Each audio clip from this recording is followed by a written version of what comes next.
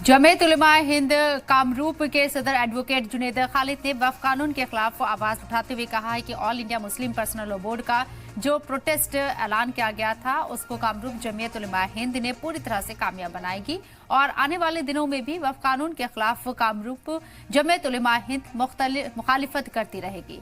All India Muslim personal law board की जिस तरह से वक्फ कानून के खिलाफ लड़ने को कहेगा उसी तरह से उसका साथ दिया जाएगा।